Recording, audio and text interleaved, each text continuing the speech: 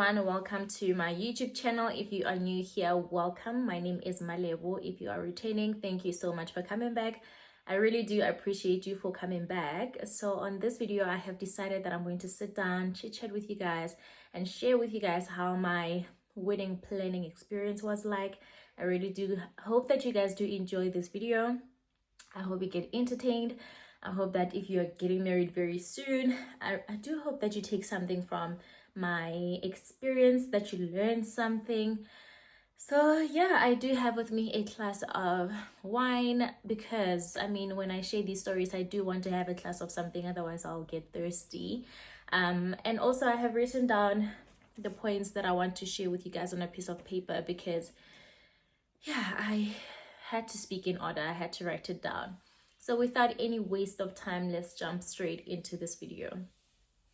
So the first thing that I had learned is that you have to advocate for yourself. And the reason why I say that is because you're going to get advice from your vendors, from your family. Everyone wants to give you a piece of their mind, their opinion, and whatever the case may be. And I don't think that these advices are coming from a bad place at all. I think people want the best for you. They want to make sure that you make the best decisions when coming to your wedding. But at the same time, don't be scared. Don't be scared to speak for yourself. If you feel like this does not necessarily align with what I had wanted from my wedding or for myself, do speak for yourself. Obviously, you don't have to be a bridezilla. You don't have to be rude while putting your foot down. Just be polite while at it. Just make people aware that I actually don't want color purple, I want color red, for example, but in a very much like polite way. There's obviously a way to communicate with people without having to make them feel bad for trying to advise you. So the second thing that I have learned is that you don't have to overspend in order for you to have a great wedding or enjoy your wedding. One thing my husband and I have been clear about is we understood that you can still get the best or like great vendors without having to spend an arm and a leg. And me saying that you have to get inexpensive vendors does not necessarily mean that you have to not look for good quality work. You can still get people whose work is amazing but who are inexpensive, people who are starting out in this in their careers, whatever the case may be. So but you don't have to necessarily spend so much money in order for you to have a great wedding. You don't have to have trendy things in your wedding. I've seen there's this photo, like people who do photo shoot prior and they would have like pictures all over and have like, it's so beautiful. If you could do that, if you have the money to do that, it's absolutely amazing to do all these trendy things. But if in a case where you're trying to have a wedding on a budget like we did, you don't necessarily have to have those things. You can have such a beautiful wedding where people are gonna come and have fun on your wedding without having to spend so much money. I don't know how else to explain it to you guys, honestly. The third thing that I have learned, which ties into my second point, is that you must try to get vendors who are like recommended to you, or people who you've seen their work, if that makes sense. There's nothing as worse than having someone who you're working with them for the first time and they disappoint you. For me, luckily, because we always have things at my house, we always have weddings and parties and all of these things. Most of the vendors that I had were people that we have already used. So the only person that I had used for the first time this time was my hairdresser and my makeup artist. Usually we do have a makeup artist, guys. She dropped me like during last minutes, which was very disappointing, but it's fine. At least I managed to get a good makeup artist on my wedding day. But majority of the people that we had as our vendors were people that we are already familiar with and we have worked with them before. And we've already like established good working relationships with them. They're like part of our family at this point. So yeah, that is like my point. Like, please don't try to get people who are from social media. You've never seen their work. Some people are scams. They literally post other people's work and make it their work, and then when you go to hire them, they don't do what you've seen on social media. So by all means, when you try to source out your vendors, get people who you've seen their work before, or somebody recommended them and said, I've worked with this person, they're really good and they won't disappoint you. Because Sana, this is 2025, you will cry. You will cry. Another point or another thing that I have learned is that you have to delegate. Oh my gosh, I had a hard time with this one because I am one person, I don't like bothering people, number one. Number two, I have trust issues. I have trust issues. I had to admit that to myself. My husband literally was like, baby, you're going to exhaust yourself. You have to just trust people and delegate. My aunt as well, she was like, you have to delegate, otherwise you're going to be exhausted by the time your wedding approaches. And I had to just like close my eyes and like take a deep breath and be like, okay, I can't have control over everything. There's certain things I won't be able to do for myself on the wedding day. I'm not going to be able to run up and down calling people and like making sure everything is in order. I would have to have someone do that for me. So I had to just like let go and be like, okay, trust someone to actually do things for me. I think I just have this problem of I don't want to give people so much responsibility that when things are not going according to how I wish they did, then I blame other people. So I'm like that type of person who's like, if things go badly, I want to just look at myself and say, yeah, you did that. This is why things are not going accordingly, it's because you did that. And also, I'm not a confrontational person. If somebody doesn't do something the way that I want, so you basically just have to learn to delegate. Otherwise, Sana, it's a lot. You can't do it by yourself. You cannot do it by yourself. Even if you are able to plan the wedding and then, but you can't during the last week, it is so stressful.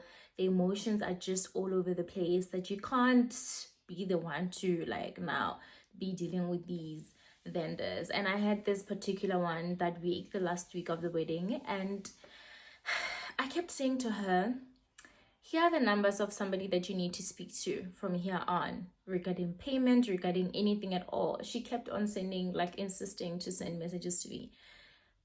Excuse me, I had to just ignore her because I'm like, ma'am, like, are you not understanding that I just need time to myself and process that I'm getting married and my life is about to change and my life is just. She kept on sending me messages. That was really annoying, but luckily I had my aunt to take care of that, so it really did help. So delegate, please, so you can have time to yourself and not stress out and not freak out about things. Okay, another most important thing that I have learned is that you have to take time to take care of yourself. That's so important, because you don't want when your wedding comes, you're not even glowing. You're looking like a mess because it's just a lot. The process of wedding planning is just too much.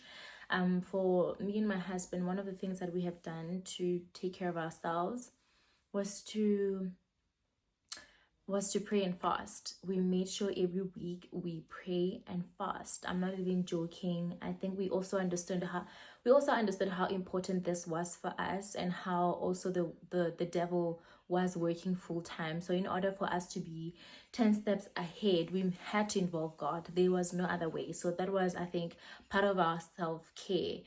For me personally, I also did skincare. I went for a massage here and there. I did go for a massage once. Does it count? I don't know. But I did skincare a lot. I went to the gym every single day, like not every day, but Monday to Thursday, I went to the gym. I drank loads of water. I ate healthy. It just helped me just keep myself grounded. Praying, taking care of myself, going to gym, drinking water, eating healthy. It just helped me really ground myself and just feeling so good about myself leading to the wedding, because I was like, okay, if things are not going according to how I wish they could, at least I have control in this part of my life. I have control in what I eat, how I feel, and all of that stuff. So it really did help a lot. Another thing that I have learned is that you have to at least try to invest in a good photographer.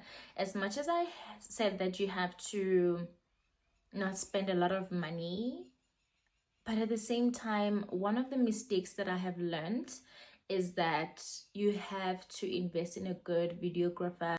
Sana, our videographer did us so dirty. As much as we have used him at home, And he's inexpensive. We've used him for my grandmom's funeral and for my grandmom's 70th birthday party, but I feel like the pictures were so disappointing that it felt like the pictures that were sent to me via other people's phones were better than the pictures he took. We look so happy in the pictures. We are so happy in the pictures, but the quality looks like okare these pictures were taken in 2000 or 2001. But I had to find a way to edit them because oh my gosh, we are so happy in those pictures. I'm like, there is no way I'm letting them go to waste. I will find a way, and I did.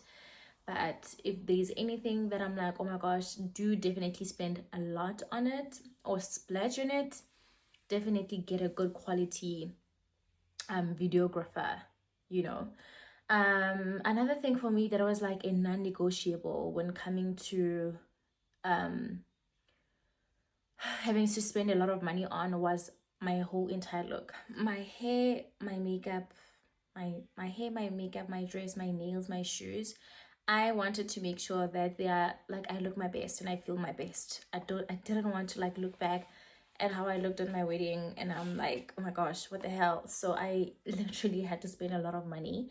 Those were the most important things for me. My makeup and how I looked, my dress, whatever.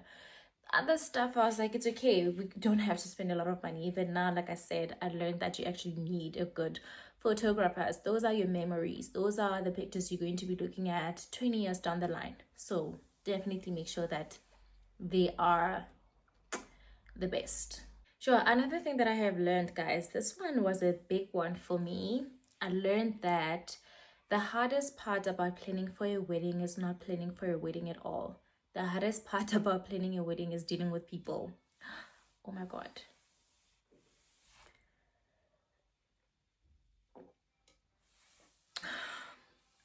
I had to take a big sip for that one because Sana, what was that?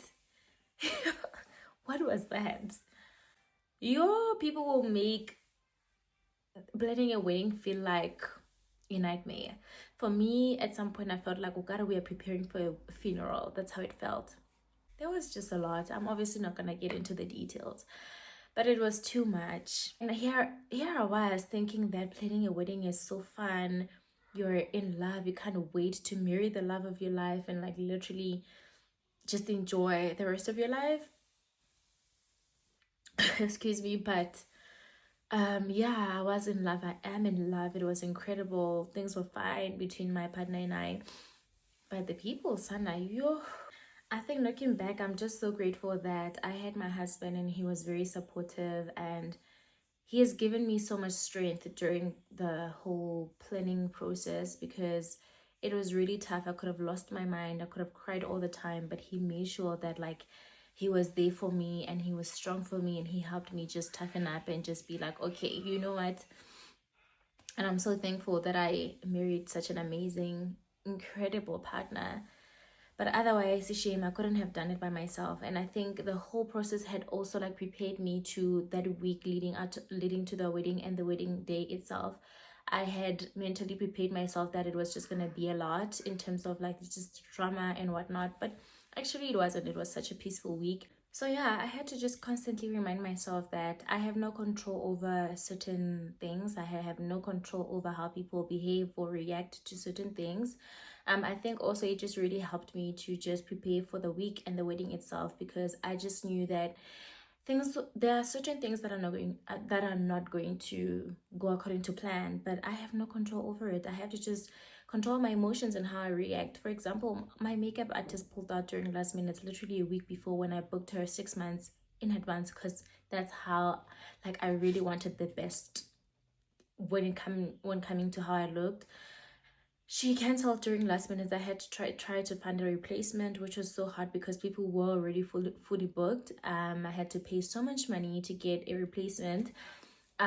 We had lost napkins that were supposed to be part of the decoration, but I just had to pray about everything and just give it to God. And I had to just understand that I cannot do anything to control some of the things. What can I do if a makeup artist pulls out? Being upset is not going to change anything or it's not going to resolve the situation. I had to just think of, okay, plan B, you know.